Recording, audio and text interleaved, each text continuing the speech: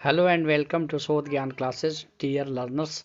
आज हम लोग इतिहास शिक्षण पर आधारित 50 महत्वपूर्ण बहुविकल्पीय प्रश्नों को सीखने का प्रयास करेंगे जो आगामी परीक्षा के दृष्टिकोण से अत्यंत ही महत्वपूर्ण हैं।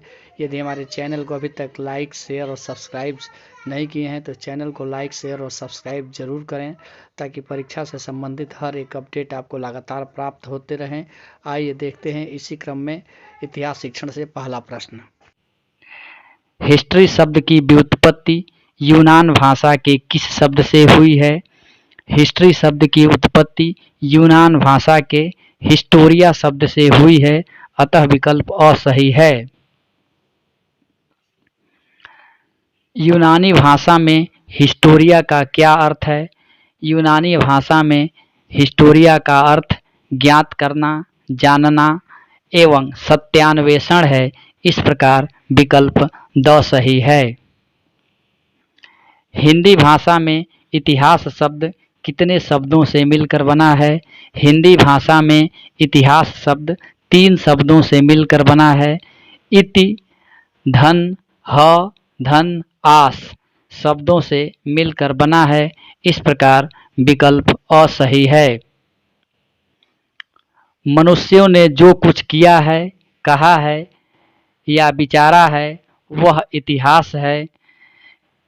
यह कथन मैटलैंड का है, अतः विकल्प अ सही है। इतिहास हमारे संपूर्ण भूतकाल का वैज्ञानिक अध्ययन तथा प्रतिवेदन है। यह कथन किसका है? यह कथन प्रोफेसर घाटे महोदय का है, अतः विकल्प द सही है।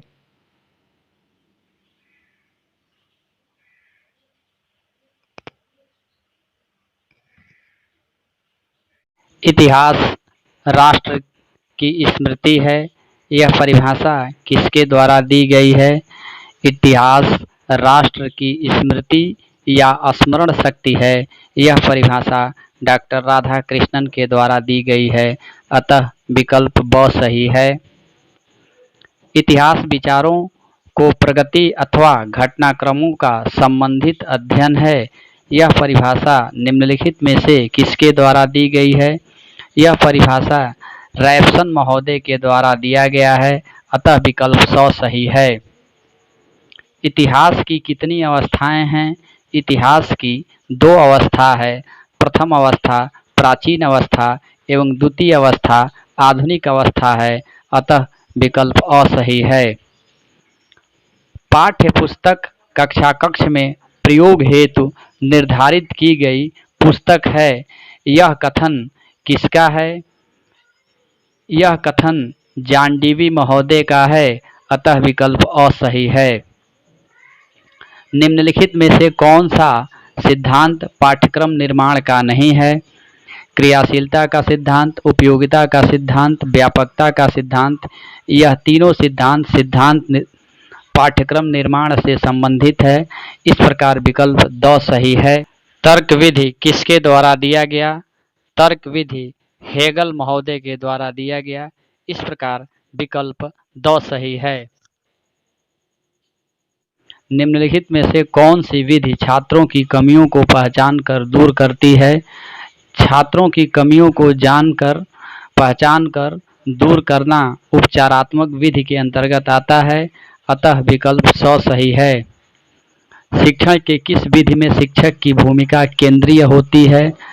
शिक्षण के व्याख्यान विधि में शिक्षक की भूमिका केंद्रीय और छात्र की भूमिका गौण होती है, अतः विकल्प ब सही है। पाठ्यक्रम किस प्रकार का होना चाहिए? पाठ्यक्रम लचीला होना चाहिए, अतः विकल्प अ सही है। निर्देशन विधि किसने दिया? निर्देशन विधि हर्बर्ट महोदय के द्वारा दिया गया है, अतः विकल्प ब सही है। इतिहास से हमें निम्नलिखित में से कौन सा मूल्य प्राप्त होता है? इतिहास से हमें नैतिक मूल्य, राष्ट्रीय मूल्य, नागरिक मूल्य प्राप्त होता है। इस प्रकार विकल्प द अर्थात उपयुक्त सभी सही होगा। निम्नलिखित में से कौन सा इतिहास शिक्षण का उद्देश्य है? इतिहास शिक्षण का उद्देश्य वर्तमान की व्याख्या करना, उचित दृष्टिकोण का विकास करना, राष्ट्रीय भावना का विकास करना। इस प्रकार विकल्प 2 सही है। अंतर्राष्ट्रीय सद्भावना के लिए निम्नलिखित में से किसे महत्वपूर्ण माना गया है? अंतर्राष्ट्रीय सद्भावना के विकास के लिए फिल्म एवं टेलीविज़न को महत्वपूर्ण माना गया है। इस प्रकार विकल्प 2 सही है। पाठ्यक्रम शब्द की उत्पत्ति लैटिन भाषा के किस शब्द से हुई है? पाठ्यक्रम शब्द की उत्पत्ति लैटिन भाषा के क्यूररे शब्द से हुई है, अतः विकल्प अ सही है। पाठ्यक्रम में मानव जाति की समता, ज्ञान और अनुभवों का सार समझना चाहिए। यह कथन निम्नलिखित में से किसका है? यह कथन फ्रॉवेल महोदय का है, अतः विकल्प अ सही है। निम्नलिखित में से कौन सा सिद्धांत पाठ्यक्रम निर्माण का नहीं है? क्रियाशीलता का सिद्धांत, उपयोगिता का सिद्धांत, व्यापकता का सिद्धांत। यह तीनों सिद्धांत पाठ्यक्रम निर्माण से संबंधित हैं, जबकि निहित अनुभवों का सिद्धांत पाठ्यक्रम निर्माण से संबंधित नहीं है, अतः विकल्प 2 सही है। निम्नलिखित में से कौन सा इतिहास का स्तर है? स्थानीय इतिहास, प्रांतीय इतिहास, राष्ट्रीय इतिहास। ये तीनों इतिहास के स्तर हैं। इस प्रकार विकल्प 2 सही है। निम्नलिखित में से कौन सा कथन असत्य है? सामाजिक इतिहास, राजनैतिक इतिहास, आर्थिक इतिहास, आयामी इतिहास। दिए गए विकल्प में से आयामी इतिहास असत्य कथन है। इस प्रकार विकल्प 2 सही है। वर्तमान समय में केंद्रीय पाठ्यक्रम सर्वाधिक प्रचलित है। वर्तमान समय में बाल केंद्रित पाठ्यक्रम सर्वाधिक प्रचलित है। इस प्रकार विकल्प 2 सही है। पाठ्यक्रम का क्षेत्र होता है। पाठ्यक्रम का क्षेत्र विद्यालय की आंतरिक तथा बाह्य क्रियाएं होती हैं। इस प्रकार विकल्प 100 सही है। पाठ्यक्रम के विकास का आधार क्या है? पाठ्यक्रम के विकास का आधार दार्शनिक, मनोवैज्ञानिक और सामाजिक है। इस प्रकार विकल्प डी सही है। निम्नलिखित में से कौन सा इतिहास का स्रोत है? पुरातात्विक स्रोत, साहित्यिक स्रोत, मौखिक परंपराएं। ये तीनों इतिहास के स्रोत हैं। इस प्रकार विकल्प 2 सही है। निम्नलिखित में से कौन सा पुरातात्विक स्रोत है? मुसौ संबंधी स्रोत, अभिलेख संबंधी स्रोत, स्मारक संबंधी स्रोत। ये तीनों पुरातात्विक स्रोत हैं। इस प्रकार विकल्प 2 सही है। निम्नलिखित में से कौन सा योजना का सोपान नहीं है? योजना का चुनाव, समस्या की योजना बनाना, समय का निर्धारण, कार्यों का मूल्यांकन। समय का निर्धारण योजना का सोपान नहीं है। इस प्रकार विकल्प 100 सही है। स्रोत विधि द्वारा बालकों में निम्नलिखित में कौन सा गुण विकसित होता है? स्रोत विधि के द्वारा बालकों में मानसिक शक्ति का विकास, ऐतिहासिक घटनाओं का विकास एवं अतीत का ज्ञान होता है। इस प्रकार विकल्प 2 सही है। इतिहास शिक्षण में नाटक के कितने स्तर हैं? इतिहास शिक्षण में नाटक के 2 स्तर हैं। पहला होता है आशु नाटक और दूसरा होता है योजनाबद्ध नाटक। इस प्रकार विकल्प अ सही है। क्षेत्र पर्यटन के मुख्य उद्देश्य कितने हैं? क्षेत्र पर्यटन के मुख्य उद्देश्य 7 होते हैं। पहला है नवीन सूचनाएं प्राप्त करना, दूसरा अभिवृत्तियों को परिवर्तित करना, तीसरा रुचि जागृत करना, चौथा आदर्शों का निर्माण करना, पांचवा नवीन अनुभवों की उपलब्धि, छठवां मानसिक व्यवस्था को परिवर्तित करना, सातवां समाज या समुदाय का व्यवहारिक ज्ञान देना। इस प्रकार विकल्प 100 सही है। परिवीक्षित अध्ययन विधि को अन्य किस नाम से जाना जाता है?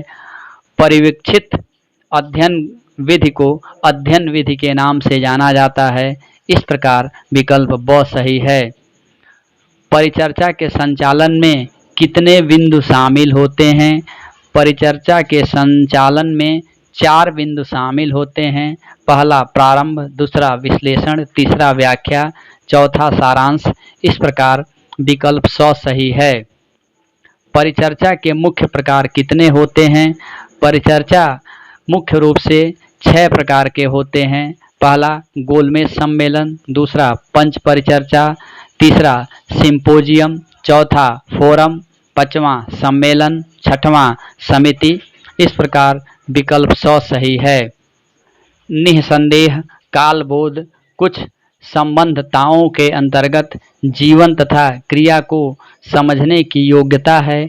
यह कथन किसके द्वारा कहा गया है? यह कथन प्रोफेसर घाटे महोदय के द्वारा कहा गया है। अतः विकल्प 100 सही है। 37वां प्रश्न, यदि इतिहास अल्पकाल के लिए रुक जाए तो वह कभी समाप्त हो जाएगा। यह कथन किसके द्वारा दिया गया है?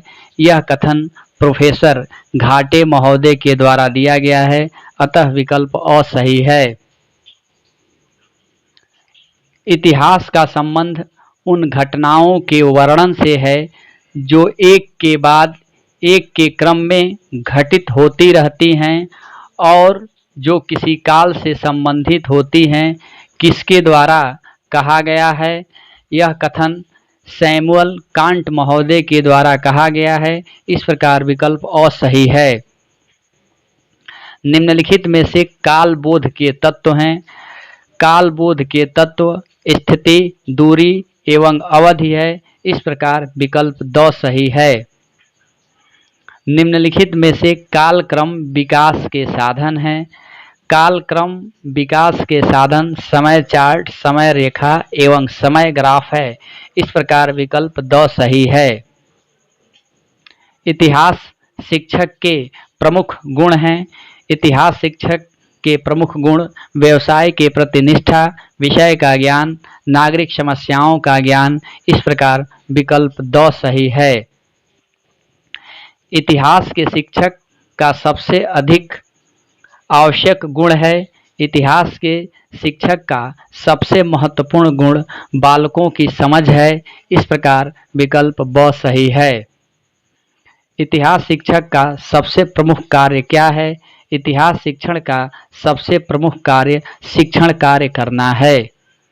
इस प्रकार विकल्प स सही है। शिक्षक के व्यक्तित्व में सर्वोत्तम गुण है दृढ़ संकल्प, वाणी, स्वास्थ्य, रूप, रंग। शिक्षक के व्यक्तित्व में दिए गए विकल्पों में सर्वोत्तम गुण दृढ़ संकल्प है। इस प्रकार विकल्प अ सही है। शिक्षक की भूमिका होती है। शिक्षक की भूमिका एक मार्गदर्शक के रूप में, दार्शनिक के रूप में एवं मित्र के रूप में होती है। इस प्रकार विकल्प द सही है। शिक्षक को ज्ञान होना चाहिए। शिक्षक को पाठ्य वस्तु का, शिक्षण प्रक्रिया का एवं विद्यार्थी का ज्ञान होना चाहिए। इस प्रकार विकल्प द सही है। इतिहास शिक्षक का प्रमुख कर्तव्य है। इतिहास शिक्षण का प्रमुख कर्तव्य नागरिकता का विकास करना, मूल्यों का विकास करना, चरित्र का विकास करना। इस प्रकार विकल्प द सही होगा। छोटे बच्चों में इतिहास पढ़ाने के लिए कौन सी विधि सर्वाधिक लोकप्रिय है? छोटी कक्षाओं में इतिहास पढ़ाने के लिए कहानी विधि सर्वाधिक लोकप्रिय विधि है। इस प्रकार विकल्प ब सही है। पाठ्य पुस्तक विधि किस प्रकार की विधि है? पाठ्य पुस्तक विधि परंपरागत विधि है।